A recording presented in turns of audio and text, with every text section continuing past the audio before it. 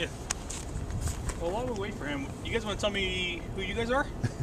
Actually, there's a cluster of different things. Cluster group here. I'm Alex, Vice President of Engineers for a Sustainable World, and kind of organizer of this. So what we do is basically look at sustainability from an engineering standpoint. Okay. And I had this tour last semester with Dr. Mercy's class, and I thought it was a cool way of like full cycle use of things. Then I also invited Dr. Marshall and our class, and what we do is, well, we're doing is designing or optimizing mushroom facilities, so I thought it'd be a cool thing to... Yeah, they're designing the aerated floor system and then the structure over top of it and trying to find an optimal design from a cost perspective. Cool. Who have you worked with as far as industry-wise to get out of? So I took over this class from Dr. Heineman, who had a lot of experience working out here with so this you're new in the department? Yeah, pretty new. Yeah. Dr. Heineman was on my committee. Oh, okay. I'm Rick Schumann. I'm a professor in the College of Engineering, and I'm the director of the Engineering Leadership Development Program.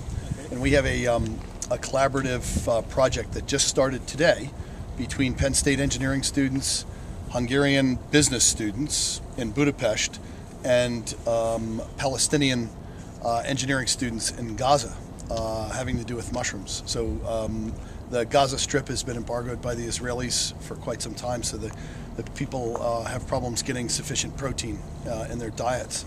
So the Islamic University of Gaza would like to develop a strategy by which women in Gaza can be empowered to cultivate mushrooms in their homes.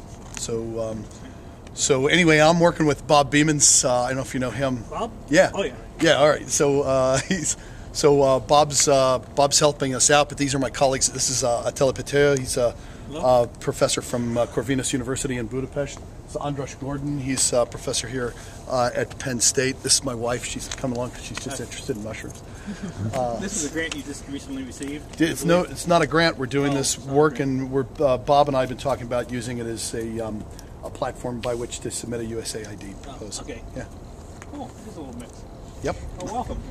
We have a little bit of light outside here, so we can start out here. But my name is John Pecchia. I'm the manager here.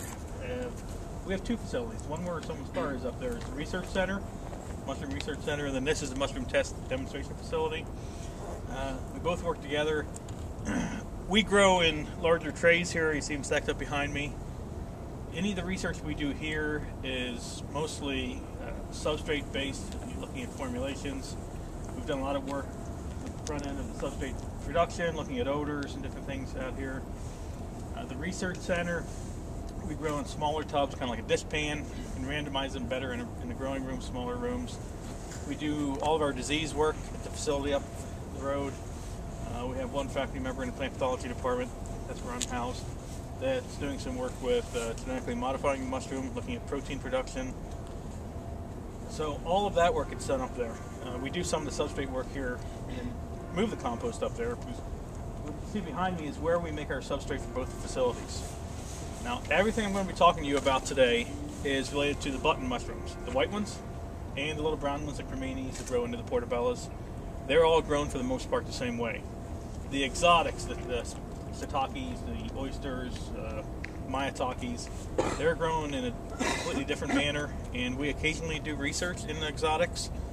That research is done at the research center up the road. Okay? So, we are the only really mushroom research center in university in the United States, pretty much North America now. University of Guelph up in Ontario had a research facility. The lead guy there retired, and it kind of just laid dormant for a little bit. I've heard they picked up some research and doing some work looking more at value-added product versus production. The reason we have the facilities here is because of the size of the industry in the state. If you don't realize it, we grow a lot of mushrooms in Pennsylvania. Most of it, all of it now, in southeast Pennsylvania. We grow almost 2/3 of the nation's mushrooms in Pennsylvania. Chester County, which is Kennett Square, Avondale area in southeast Pennsylvania, they grow about 2/3 of the mushrooms in the state. The other third is grown down in Berks County around Reading. pretty much one company now owns all the farms down there, Georgie Mushrooms. Mushroom production in Pennsylvania is relatively large scale. Most of the farms, they've been, excuse me, number of farms in the state has been downsizing. You know, we're seeing less and less farms, but the production isn't decreasing. They're just normally getting bigger and bigger over the last 20, 30 years. The white button mushroom that we're talking about here is somewhat of a specialized production. It takes a little know-how, it takes a little bit of what we call art, you know, to get based on your experience. It's not something people really do small scale. Now the exotics, like the shiitakes and the oysters, there are small homegrown mushroom farmers all over the country doing them because they're a little easier. Not so much with the button mushrooms. Behind us, California grows the second most amount of mushrooms. It's about 17% of the country's mushrooms come out of California. Then the production's kind of scattered around the country. Florida, they have 2 large farms, one closed, I've heard recently starting back up again. Texas, Oklahoma, Washington, Oregon, Illinois, Wisconsin has a decent sized farm. So there are not a lot of farms, just like a corn farm or dairy farms all over the country. It's pretty limited, but they're pretty large. Any questions just on the kind of the background of the production in the state? Why Pennsylvania? Why Pennsylvania? It started here years back with the Quakers down in southeast Pennsylvania, and it actually started with, they had greenhouses that they had available space underneath their shelving. They started growing some mushrooms, found out they could make a lot more money with their mushrooms than they could flowers, and just developed from there. We were at the time, and we still are, logistically located in the center when you're in Chester County, close to the population of New York City, Philadelphia, Washington, Baltimore, and mushrooms have a very short shelf life. 10 days they're looking pretty ragged. You can imagine 100 years ago, before all the refrigeration and all the transportation, it took a lot to get them very far away from the populated areas. So it just ended up being in that area because of the population. It kind of developed from there, and it's to a point now that because it's such a large concentration in a small area, there's a lot of specialized suppliers and contractors in that area that will service the different farms. So there is an advantage to being within that little radius. There's also a little bit of a disadvantage when it comes to disease problems. Because if you're here, your neighbor's down there, you try to stay clean.